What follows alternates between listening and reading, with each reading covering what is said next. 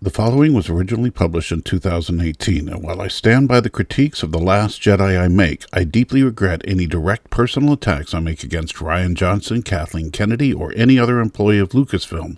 Those comments were made in anger and frustration, and I will do a separate video about that after this series. Okay, so today, really, no announcements, no new Patron supporters, just a big thank you for watching this and supporting my channel, and that's it. So, Subversion. Yay.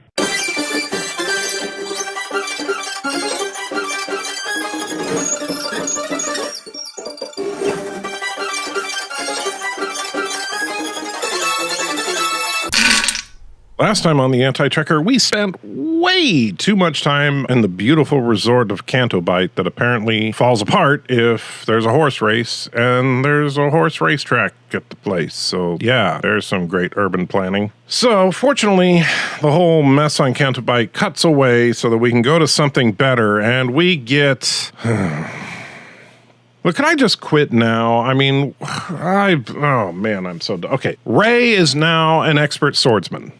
Now, am I trying to say something about, oh, you should want a girl to be... No, nothing like that. My problem here with Rey suddenly becoming an expert with a lightsaber is that she had no training before, and she has no training here. Notice that Luke... Yeah, he walks in later after she's already picked up the lightsaber and is showing her expertise with it, but nobody taught her how to do this. She is just an expert because she's an expert. Because the Force. Because subversion. Because crappy writing. Whatever you want to say. It makes no sense that Rey is suddenly an expert except for one thing that I don't think they have the balls to do, but I do think that this would explain it. I want to bring up one particular image here. I want you to notice Rey's face. Look at the anger, the tenseness of her face. Look at the hatred in those eyes. Rey is a Sith. Period. She is nobody's Jedi. And here's the thing. Now, I know. Who am I? I'm not George Lucas, and I'm certainly not, Rian Johnson or anybody else that works for Lucasfilm. But let me give you my humble opinion. And by the way, I am not an expert on extended universe stuff. I have not read the books. I haven't watched all the Clone Wars stuff. I am simply basing my opinions here on the 8 existing Star Wars films. So those of you that are into the extended universe canon, granted it's not technically canon, but if you want to argue with me on this, that's fine. I'm not, but this is what we see in the films. A Jedi and a Sith are two sides of the same coin. They're like a religious order and an anti-religious order. And the difference between them is that they are dead opposite in their approach to what the Force is for and what you can do with the Force, which, by the way, makes logical sense that you tend to see Jedi and Sith using different quote-unquote Force abilities, right? It's not that a Jedi is incapable of shooting lightning or that a Sith is incapable of the Jedi mind trick. It's just that that doesn't go along with their ideology. You see, the Sith focus on passions, on their emotions, on their raw spiritual power to control and master the Force and manipulate the Force into doing their will. So they use things like hatred, like anger, and yes, even love, to harness their emotional strength, their spiritual strength, and take control of the Force and bend it to their will. The Jedi are the exact opposite. The Jedi believe in being passive, at peace, calm, tranquil. The Jedi believe that instead of controlling the Force, you need to learn to become one with the Force, to let the Force flow through you, and you through the Force, to, in fact, be a part of the Force. And of course, Jedi Masters, as we learn later on, literally become one with the Force upon their death. This is a complete opposite approach between the Sith and the Jedi. And I think it's an interesting idea that Lucas set up and that Rian Johnson is now taking a giant crap on. Because what we have here, and this picture, in my opinion, perfectly illustrates, is Rey is supposedly the next Jedi. And yet every single time we see her in action, she is fighting with anger. She is fighting with hatred. Her first reaction is with almost every situation she's encountered in this film has been one of anger. And while some people, and like in the comments from my last video, some people were arguing that, well, actually, it's the intent behind the feeling, not the feeling itself. Wrong answer. If you want to tell me that you can find a clip from Empire Strikes Back where Yoda is like, remember, Luke, it is the intention that matters, not the feeling. You're not going to find it.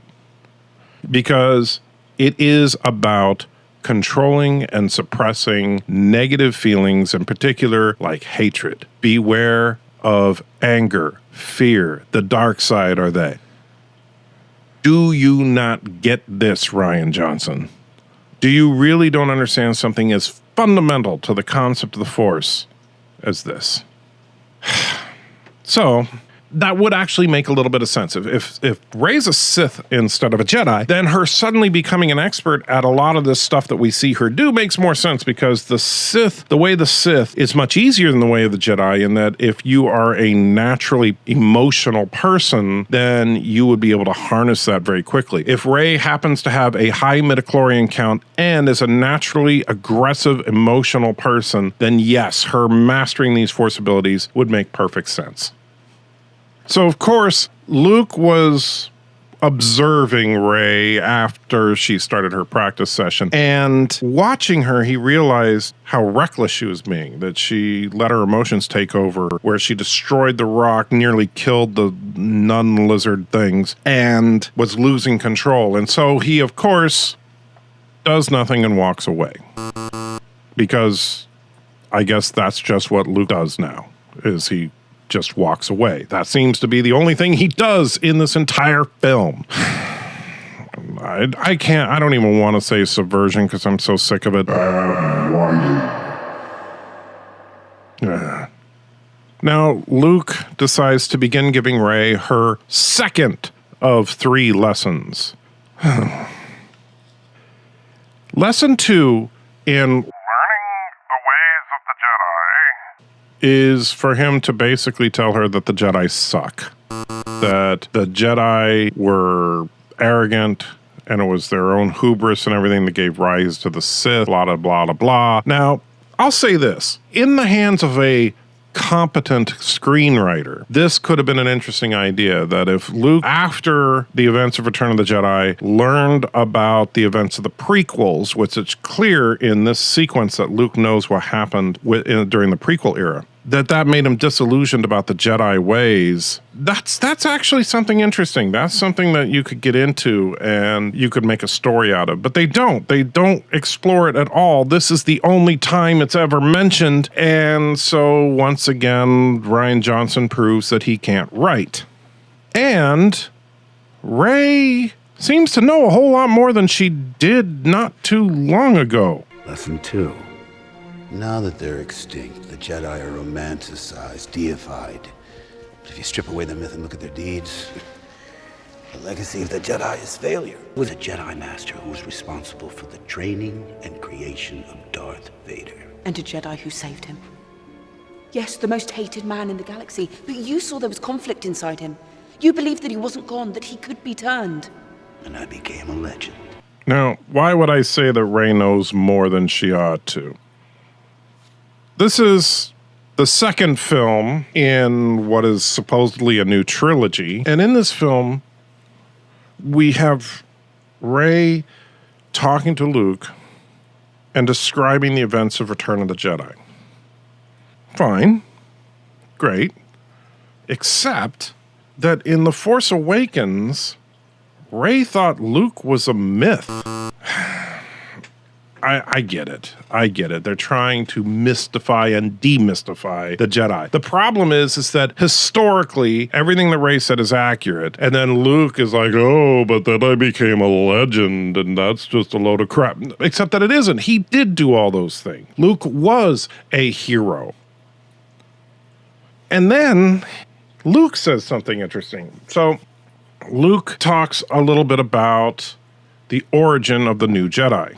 For many years there was balance. And then I saw Ben. My nephew. With that mighty Skywalker blood. And in my hubris, I thought I could train him. I could pass on my strengths. The Force runs strong in your family. Pass on what you have learned.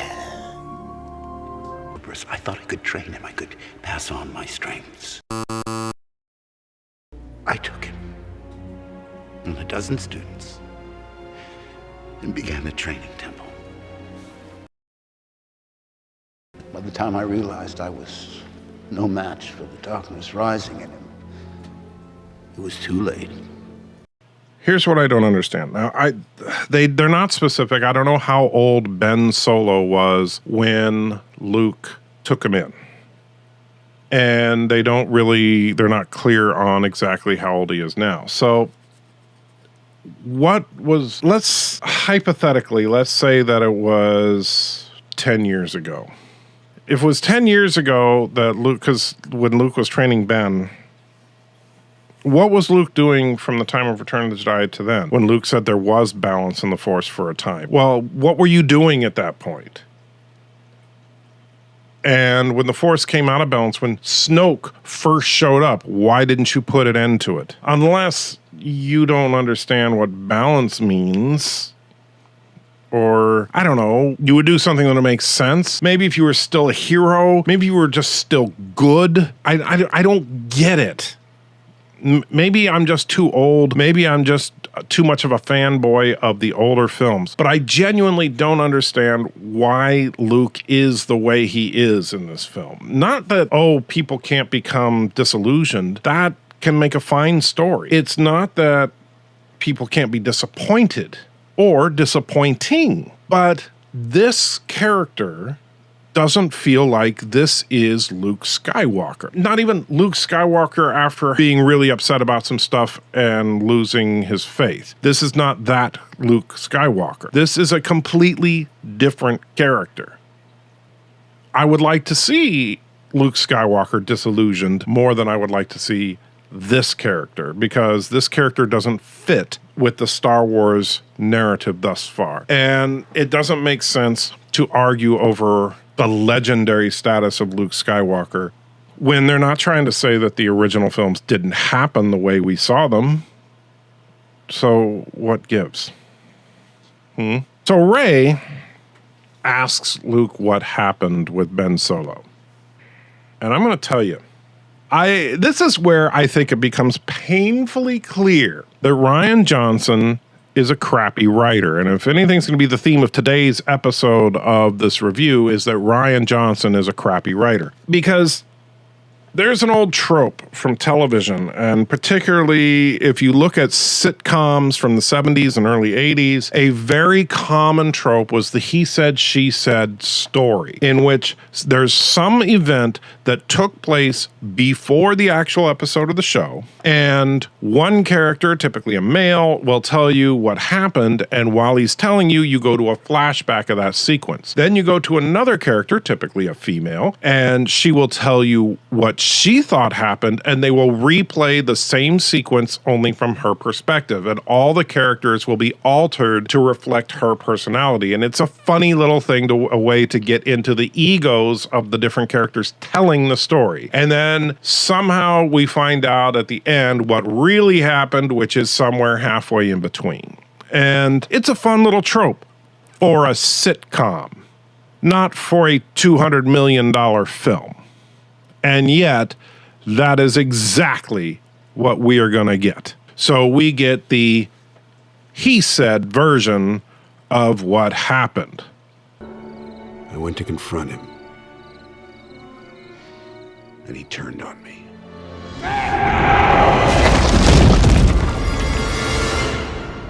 He must have thought I was dead. When I came to, the temple was burning. He had vanished with a handful of my students. Wait, handful of students? You mean like the Knights of Ren, maybe? And slaughtered the rest. Leia blamed Snoke, but it was me. I failed. So, in the first version we see of this whole sequence, Luke is horrified at the incredible power of Kylo Ren, who swats him aside like a fly, like we're supposed to buy that. Now look, I get that at this point, Luke has cut himself off from the Force. In the flashback, Luke would have been at his absolute peak of Force ability. He is Luke Skywalker. And regardless of his whole thing about sarcastically calling himself a legend, just as Luke is directly descendant from Anakin, as is Leia, Kylo is another generation down, which means that Kylo in all probability is not quite as powerful in the Force as Luke, just as Luke is probably not quite as powerful in the Force as Anakin. Yet, we're supposed to believe that Kylo just completely overpowered Luke, yada, yada, yada. So, Rey, in an attempt to inspire Luke, says that he didn't let down Kylo, that Kylo let him down, and that she wouldn't. Now, of course, later we'll learn that this whole thing was a lie, because Luke Skywalker is now not only thief, quitter, but just an outright liar. He's just a bad person all around. He's becoming an irredeemable character, which... why? Why is this really the best you could come up with, Rian Johnson? Is this genuinely the best idea you had? Because if it is, you need to quit right now. But fortunately for us, that's going to be the end of this scene. So meanwhile, in space, the Resistance medical frigate is now out of gas. And because it ran out of gas, the other ships accelerate away from it. No, it did not slow down. I know it's a whole forced perspective thing with the camera lens, but you nerds that want to fight over whether or not you can slow down in space if you run out of gas, get over it. It's not worth the fight. But at any rate, the medical frigate is out of gas, and so its shields are down. It's within range now of the First Order weaponry. And this image of the heroic captain going down with his ship, this is proof once and for all that if you want to get into the whole debate about Star Trek versus Star Wars, that in an actual battle, Star Trek wins.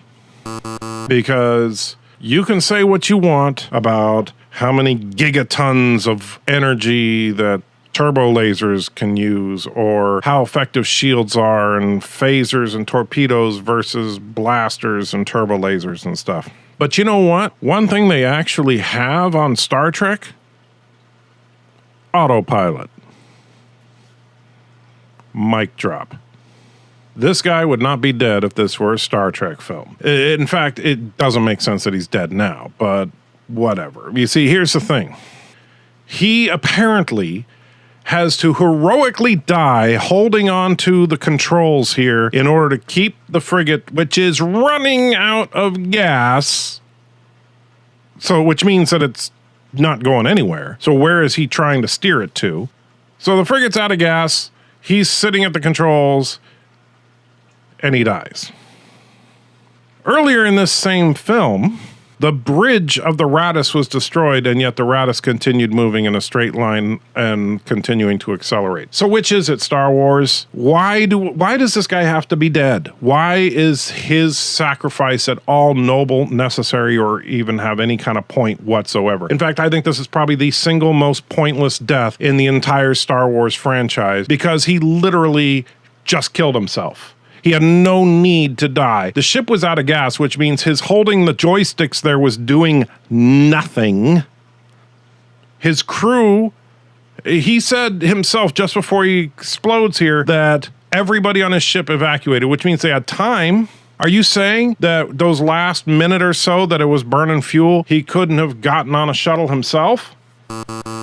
But the second someone let go of those handlebars there, that the ship was going to stop? Is the technology that stupid? And even if the technology is that stupid, he couldn't have gotten, I don't know, a droid or something to continue piloting while he got off the ship? What? Somebody? Anybody? On the bridge of the Radis, Admiral Haldo looks like Admiral Haldo. And look, I gotta say this, I'm not putting any points on the scoreboard, so please don't accuse me of politicizing here. But I know a lot of people have accused this film of favoring women over men. And regardless of how you feel about this, I just think this is interesting. They cut to 3 distinct shots on the bridge of the Radis. Every crew member and every officer is female. Every one of them. Okay, whatever. The only male apparently saw on the Radis is Poe, and he's looking out the window rather depressed because the medical frigate just blew up. And he's like, oh golly, Finn, where are you? Which means, of course, we're about to cut to Canto Bight, which means that I am done. I'm not going back to Canto Bight, not today. Ain't gonna happen. Take care. You will press the like button. You will subscribe and press the notifications icon. You will go to patreon.com/Michael J. Crawford and support his channel. You will tell your friends to watch The Anti-Trekker again and again and again.